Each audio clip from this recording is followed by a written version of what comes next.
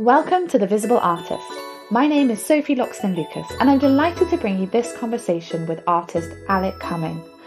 I have known Alec for many years now, and I've always been struck by not only how professional his work is and his approach to his career, but also how positive he is about every opportunity. I really hope you enjoy this conversation.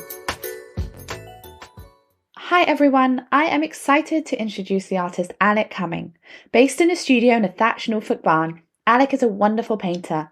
He works in the traditional medium of oil on canvas, but his paintings feel very contemporary. He draws on a visual vocabulary of shapes and patterns gathered during his travels in India, California, and Sri Lanka, and captures what he describes as fleeting moments in imagined everyday scenes. Since graduating with a fine art degree in 2007, Alec has successfully forged a career as a full-time artist. He has exhibited his work globally, both independently and with galleries, and is now collectors based across the world. Alec spent many years in Delhi and was the youngest artist to have a solo exhibition with the British Council in India.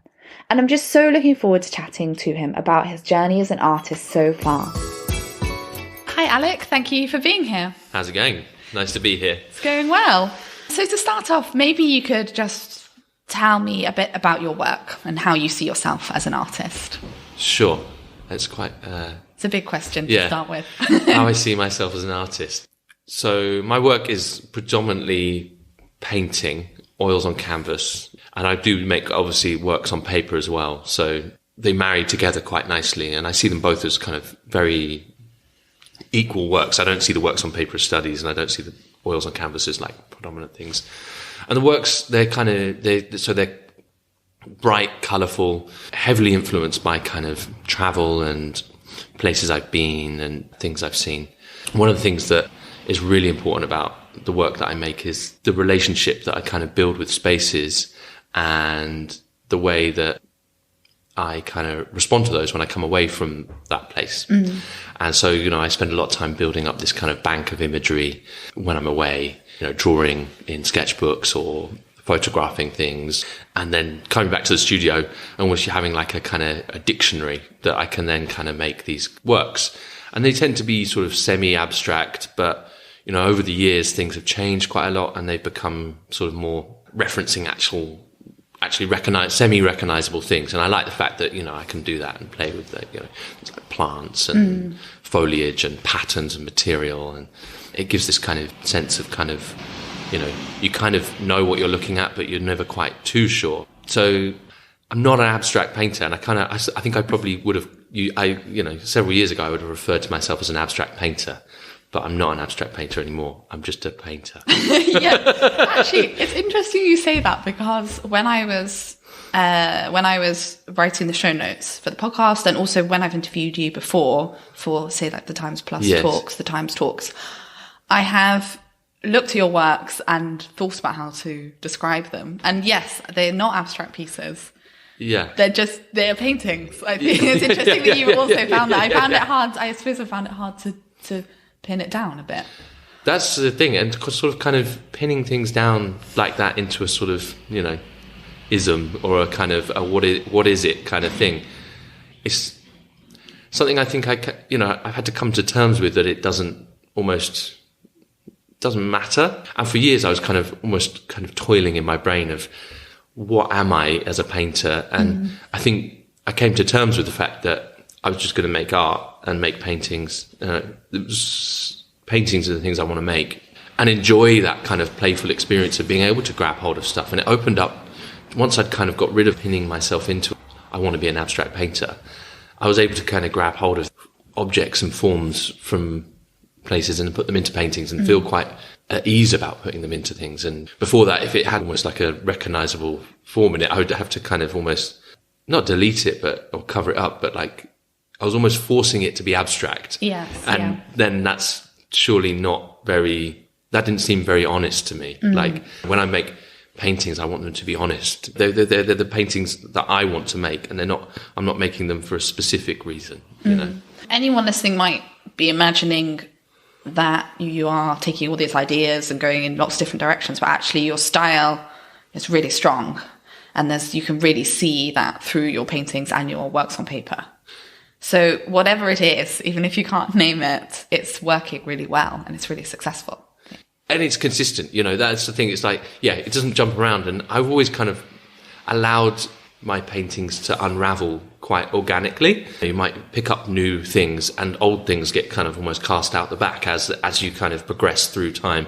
So there's forms and shapes that I put into paintings that were really important to me perhaps like 10 years ago, and they kind of have disappeared now and made room for new things, and it's unraveled quite organically. I mean, I remember once, this is years ago, someone was in the studio with me and they sort of said, why don't you, and I think I was having, a bit, one of those times where you kind of got a block or something like that and you're not making work that you're happy with.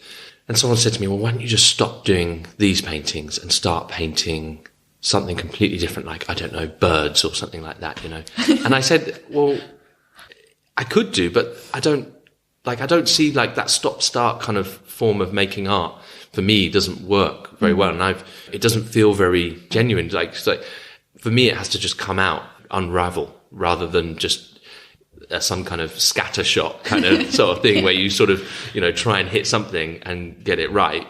It's just got to unravel. And, maybe in, 10, 15 years time, maybe I will be painting pictures of birds. Maybe you will. We'll go back to this podcast and be like, that was the moment. It all changed. Yeah, exactly. Now we know where that is. That was another thing that struck me when I was looking at your work. So I was looking at lots of them. Obviously, I've seen them on site, but at fairs and exhibitions. But when I was looking at lots of the pieces, it did strike me that sometimes you use unusual color combinations, or you'll put in objects. It doesn't fit perfectly all together. It definitely feels like a moment as you describe it. Whereas I feel like if you were trying to make work that everyone would like, it would be more formulaic, I guess. Whereas it definitely feels very organic, like you just found elements that you liked and from this vocabulary. Yeah. And you're not trying to make something that someone will like, you're making what you want to make. Yeah, and it can be sometimes a bit jarring, and I quite like jarring things sometimes, whether you put two colours together that shouldn't be there, but for some reason, whatever else happens within the painting, it works because compositionally you're forcing your hand sometimes I find like some of the devices that I use, they go in there because I think it's that kind of sensation you're trying to get to make it feel like this kind of, I could kind of go on about these kind of ideas of moments all the time, and that's not always harmonious. It's sometimes like a fleeting glimpse of something. You don't know why it is like a pleasing sensation, but it is. I was talking to someone recently. They were trying to kind of get me to articulate what it was that I find quite interesting about paintings. And I said, if you were sort of sat at a picnic table in like a pub or something, and you drop something on the floor and you reach down to pick it up, and as you're reaching down to pick it up, you catch a glimpse of like the tables and everyone's legs through the picnic tables and rows, and for some reason you find yourself kind of just for a split second interested and engaged in what you see in front of you. That line of sight is interesting, and it's an odd line of sight. It's not something you would normally kind of see, but for some reason it's jarring but also pleasing at the same time. It's a momentary thing, Yeah. I think that's a really great way of describing it. Often I get asked, why do you like this artist more than this artist? And sometimes it's hard to articulate, but I think that's a really great way of describing it. And I think particularly now with even like social media and the Instagram algorithm seeming to prefer more simple abstract pieces that are less exciting, but they get, those artists get hundreds of thousands of followers, and it's shifting what we think of as interesting and maybe good art. But I think, yes, your work often does have jarring elements, but it really works. You got to be confident and brave enough to do that if you want to sell your work, I suppose. Yeah, and I think that goes back to that kind of honesty thing. I feel like people see that more in time. It's maybe the long game. Yes. It's making work that you feel comfortable making rather than making work that you feel like you should be making. I wouldn't be able to make different work. I have made work that I feel probably I shouldn't have shown before as well. Years ago, I haven't for a long time. I've done shows, and for whatever reason, I felt like I should be making paintings that maybe looked like paintings I'd made before, or looked like a certain way. And it didn't work. And people saw that, and people come to those shows and they kind of, although they might go, oh, they're nice paintings, but they're not excellent paintings. They don't. And did that pressure come from you, or was it from someone else, like a gallerist or an agent, that was encouraging you to go in that direction? I think it was a mix of the two. I think I put that pressure on myself a lot. I think when I was a lot younger and doing some gallery shows and stuff, I put that pressure on myself to kind of make work that I felt was right for me. So then you listen to galleries and agents and they say, our expectations of you are, X, Y, and Z. I probably have made that mistake a couple of times. But now I think I'm much more solid in my understanding of how I want my paintings to be. A bit older, in this sort of also having made those kind of not errors of listening, and maybe it is I would call it an error to listen to other people too much. Take advice, but don't necessarily, I don't think you need to make work for an audience. Your audience comes to you. And it's kind of what, I don't know, maybe that sounds a bit big-headed. No, I think from what I've seen, lots of artists have found that. Yeah. They're making their own work, and if they keep persevering, people will come to them and be convinced by their vision. Yeah. Rather than you compromising to suit other people. Yeah, it's honesty, isn't it? In the past, when those kind of, did the show like that, where it was kind of, and I knew as soon as the show was on the gallery wall, and I walked into the gallery, and I was like, I shouldn't have done this. This is wrong. But by then, it's like, I think everyone's got to have a bum show. I think it's sort of. And was it on paper like a successful show, or not? Moderately. It's like one of those ones you kind of like to forget about. Yeah. But it's always really great to talk about the bad. It's easy to talk about things that didn't go well. So it's kind of... Well, you're standing here now with a solid, is it 10, 12 years of experience? Yeah, good 12 years of sort of showing and exhibiting and selling pretty much full time. So it's a good period of time to look back on, and understand how you do things. And I feel like mature enough to be able to conduct myself on my own in that sense, and decide how I want to take my kind of career and trajectory as a painter. Well, you've tried it both ways, because you've shown independently at fairs, quite a lot of fairs now in different cities and different countries, but you've also worked with galleries and agents. So looking back at those experiences, overall, was one better than the other, or how did you find them? I think they go hand in hand. What I realise now is that I need to have galleries showing your work, in bricks and mortar galleries, and that's great.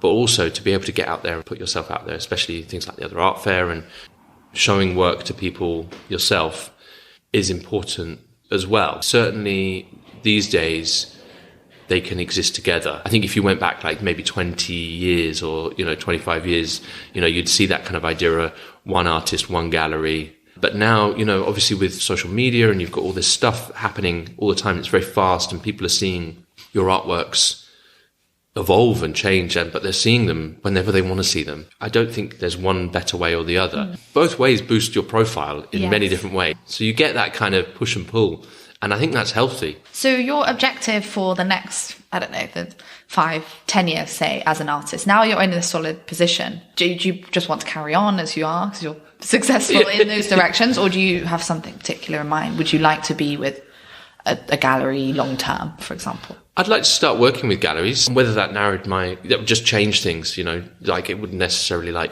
narrow options down, or it might change how and where I can do things. I have a gallery I work with in Cyprus, and they're happy for me to work with other galleries in the UK and do the art fairs. And as opportunities come up, I don't say yes to everything, but, I always assess, is this going to be good? But largely I will try and make it work, because I think there's no better thing than, as long as you're kind of moving forward and upwards in some kind of way, who knows, maybe at some point there'd be a blue chip gallery that kind of turns around and goes, maybe that happens in 10 or 15 years time, and you sort of then I have to reassess actually what I think, so you have to kind of play it by ear a lot, but also so long as you're moving forward, I think that's good. So I suppose there are some galleries that they'll take your works and almost leave you to it, Yeah. and you leave them to it. And then there are others where it's more of a collaborative relationship, and they're nurturing you as an artist and steering you maybe in directions and just sort of taking you under their wing a bit. Yeah, I think, and they're kind of profile building you. Again, they've got that kind of wealth of knowledge and experience. It's not in their interest to kind of,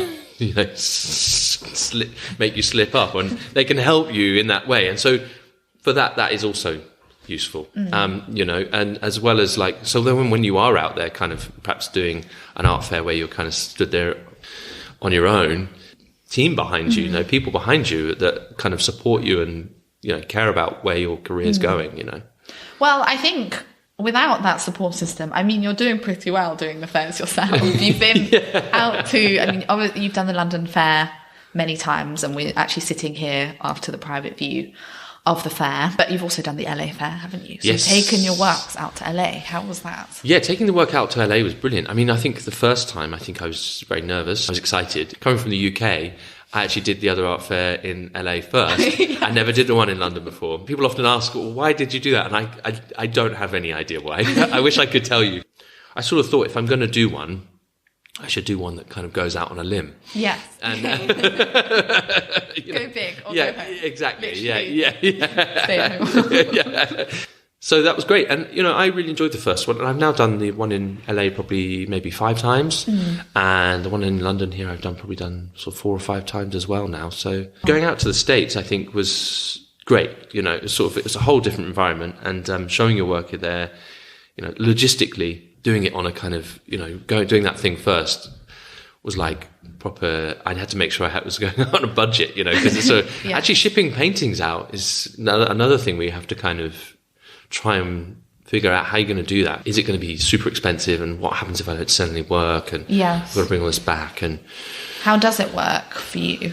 So when I first started doing the one in LA, I just used to put them in my suitcase and then roll them up. I had all these kind of ingenious methods of kind of condensing things down into as smaller packages as possible, so I can then put them on a plane and check them in. And then when I get to the other end, stretch up my own works, make sure they're even. I think the first one I did, I went to the art shop and bought stretchers because I didn't want to take the stretchers with me. Yeah. And I sort of did all this kind of, to try and make it so that I could get there with the work. It's a real independent artist. You're literally got your stuff in your backpack. Yeah, exactly. Yeah, turning up in LA. Yeah, and then stretch the paintings, get them on the wall, see what happens. DIY, Yeah. And do you do that now, or do you use a shipping company? The last one I did in LA, I took them rolled, and the next one that I was gonna do, I was going to start shipping them with the shipping company.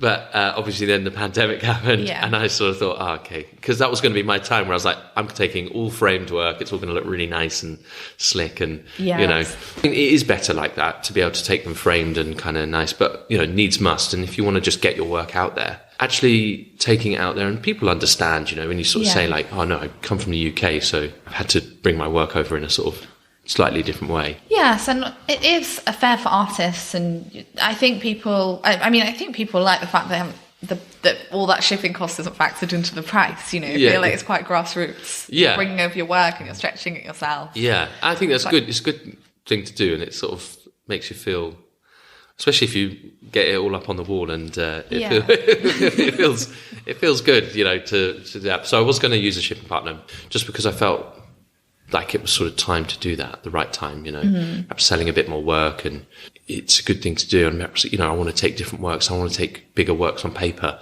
all kind of like logistical stuff like that, which one of the things that taking it all in your backpack does limit is like what you can take, sort of, so that you're kind of limited to scale and size and things like that. And I sort of thought, maybe it'd be nicer if I could take some larger framed paperworks, and that I only really want to show them framed, but before that would be too difficult to do. And you have to present works on paper well, otherwise people won't see the value in them, will they? And so you've got to give them the same gravitas as the works on canvas, because they are the same. For me, they're the same. So I'm doing the one in New York in June, and I'm very excited about that. So I'm looking forward to hopefully sending some larger works on paper.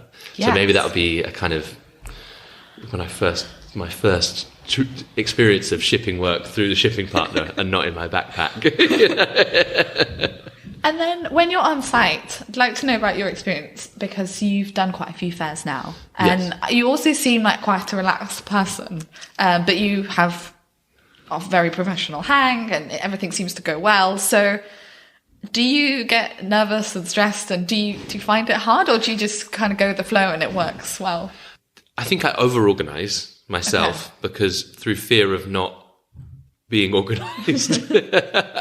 But, I think that's I enjoy making sure I've got everything kind of ready and things like that. So I think I probably am quite relaxed about it, maybe. I wonder if I'm kind of getting nervous and I don't know I'm getting nervous, because I've always felt quite, I'm always just excited about the opportunity, and I think it always goes quite, I never get to things late, really. I try not to get to things late, I sort of always if anything, I'll get to things early, and I don't mind doing that, because having spent time doing things like as a sort of kind of DIY kind of in that sort of way, they're the things you kind of probably have to do to make sure that it's going to go well, and you can be relaxed. You're not doing it sort of last minute, just trying to throw everything on the wall and feeling panicked and stressed. I was kind of like, I really like to get my work on the wall and go back to where I'm staying, have a shower, get changed, go into it feeling quite refreshed. Well, it definitely comes across that way, because when I've been on site and leading tours around the fair, if I often spring a tour on you unexpectedly, you're always just ready to chat, and we don't ever catch you in a moment when you're super stressed or something's gone wrong. So that's good. You should see me in my hotel room at night, riling, shaking. No, I think it's it's one of those things where I like talking about my paintings. It's kind of, I love meeting people that are interested in my paintings, because for me, like, part of the doing it is actually kind of the people that are engaging with it, as much as like I'm making paintings for myself. Like the fact that people come along and they look at them and they want to engage with them, for me, that's being a painter. As I said before, you seem a relaxed person. Do you find the sale, like finalising a sale, quite tricky, or do you have a strategy for that, or do you just let it happen? And how pushy are you in that I don't know. I mean, situation, I probably am quite relaxed about it. I mean, you're right. I probably do come across quite relaxed.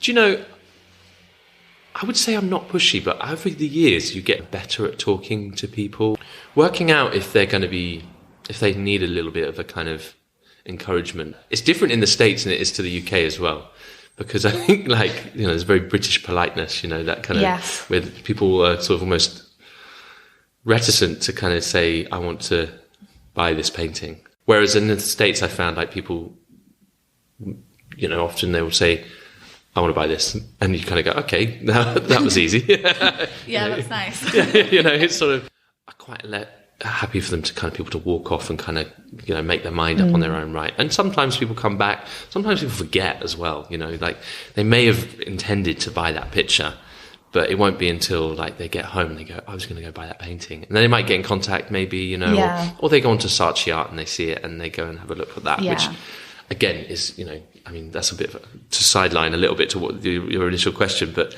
like that's one of the great things about the fair and Saatchi Art. It goes back to the thing about things working in harmony with each other. People go to galleries or they go to the other art fair, and it all kind of comes together in sort of one thing. Yes, it's interesting you mentioned that, because there is that element of you win some, you lose some, I think, in that they might see your work and like it and be 85% about to buy and then see something else, but they might come round again. I guess you just have to hold things lightly a bit as an artist. Absolutely. The amount of times that I've done the other art fair and you've been convinced someone is going to buy one of your paintings, and then half an hour later you see them walking off with someone else's work. And you sort of think, oh, okay.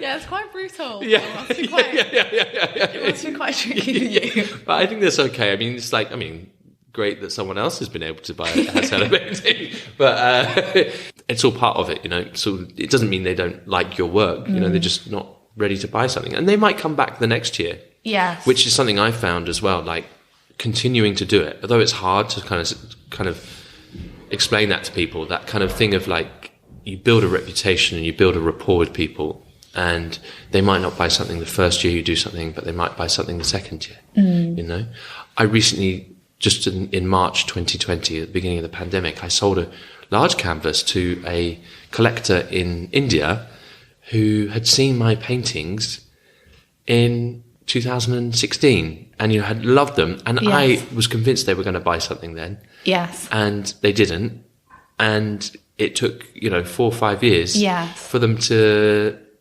then sort of say, this is when I want to do it. So building collector bases isn't about kind of necessarily the immediate sale. So I guess that's probably why I approach things relatively in a relaxed way, and I think over the years I've learned that it's not necessarily about that immediate purchase. It's about people deciding what they want, and it might be that they've seen your work and they like it, and they're going to think, well, I want to buy a big painting, so it's going to take me buying a big painting. Not only do you have to have somewhere to put it, but it's a big purchase, so it's not a kind of, some people are good at going, it's a big painting, I don't care, I'm just buying it because I love it. But I think it's a considered purchase, isn't it? So it sort of can take years, and sometimes it's good, you'll end up selling lots of paintings over a period of time. Then sometimes for months you might not sell anything. So that does happen. So it's sort of And what sorts of prices are your paintings at the moment? So they start from £400 for a work on paper that's sort of 20 centimetres by 30 centimetres. And they sort of range in prices. A small work on canvas will be about £800. Something that's sort of 3 foot by 3 foot on canvas is around about the £3,000 mark, right up to sort of £5,000 for 5 feet by 5 feet, metre and a half by metre and a half. Yeah, you're in the US mindset. Yeah, I know. Yeah. It could be a big investment, so people could take a long time to build up to spending like £5,000. Yeah, I think so, and that's a kind of you don't sell too many big paintings in that way, but that's okay because. That when someone does, they really love it. They're going to enjoy it, and that's one of the most important things. And I still see people that have bought, paintings and, that come to the art fair or they come to gallery shows. And, even though my work has changed and moved on from then, they still absolutely love coming up to me and saying, I still love your painting. Yes, yeah. It's excellent. And it makes me it does make me really happy. All the career trajectory and doing better and building a profile and stuff, all that aside, the fact that someone really likes it still is great. Well, most of the time, I think artists do all of that, but really they just want to be able to make their art. So it sometimes overshadows that. And it seems as though they just maybe want to be famous. It seems like the goals are being famous or being successful, but really it's just about making the work and being able to carry on making it in your studio. Yeah, it's amazing. I mean, I always see selling paintings is like it's great because you can buy you time. It's like a gift of time. Yeah. And it gives me that time to kind of go into the studio and make art and make paintings and focus on that. I mean, I've seen your studio via these Zoom calls. Yes, but definitely on my list to come visit. But absolutely. I do feel as though I actually know your studio quite well. Can you tell me more about your studio and also what your day's like in the studio? Yeah, absolutely. It's great. I love my studio. I'm really lucky because it's in the countryside, and I drive from my house every day out there, and it's in it's a thatched barn that's been refurbished, and the chap who owns it is a big fan of my work, and he is an art collector and has a sort of gallery himself. He's been collecting my work for years, so he quite enjoys the fact that I'm around. And so I get there every day, and it's sort of located up in the eaves of this barn. So it's a thatched roof, and it's sort of very garrety, which is great. And I just have it's not a huge studio, but it's big enough for me, I don't, the biggest paintings I work on are sort of, 10 foot long, and I don't make a huge amount of them. I can just about fit one of those in there if I'm making one. If I was doing anything different, I'd go somewhere. I don't specifically have a space for that period of time. So yeah, my day is great. I mean, I try to get to the studio for 9:30, 10, but invariably it's sort of 10:30. Once I've walked the dog, it's sort of, I get up, walk the dog and get to the studio. I probably spend quite a bit of time just sort of looking at what I've done the day before. To get going, you've got to kind of almost get into the swing of things. And Yeah. sometimes that can be very quick. I can walk into the studio and I'm like, instantly, right, I've got to start painting. Because maybe the day before I left this picture, painting at a point which I was really in a flow with and a sort of start. Or sometimes that can take half a day, sort of you sat there and you've eaten your lunch and you haven't even done anything. you think, but you have done stuff, but you've kind of been looking, maybe reading, maybe going over old sketchbooks or something, or get your ideas straightened out in your head so you can then figure out what you're going to do. I'll paint physically paint probably for 2 or 3 hours in a day. Sometimes longer if it's going really well. Probably finish up my day probably around 4:30, 5.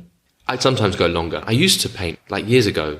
I used to paint really late into the night. So I'd get to the studio at sort of 6 and paint till 4 a.m. or something and be a real night owl. And I thought, number one, I can't do that. Also, when I was living out in India, I would go to the studio in the morning and stay there until the evening and come back. And I got into that routine of doing that. And I love that. I can pick and choose my hours, but I quite like being able to go there and work throughout the day and then finish up and come home. I still make work at home. I'll come home and I'll do drawings or catch up on emails or something like that. Those sorts of things, boring things that you kind of feel like you have to do. It's well, there's so much more that I'd like to ask you about your travels to India. And yeah, as I said, love the look of your studio. You have all that paint on the side, don't you, I think? But yeah. Unfortunately, we don't have any more time. And as I suspected, we probably would run out of time. So we might have to just do a second Yeah, maybe we episode. need a part 2. Yeah.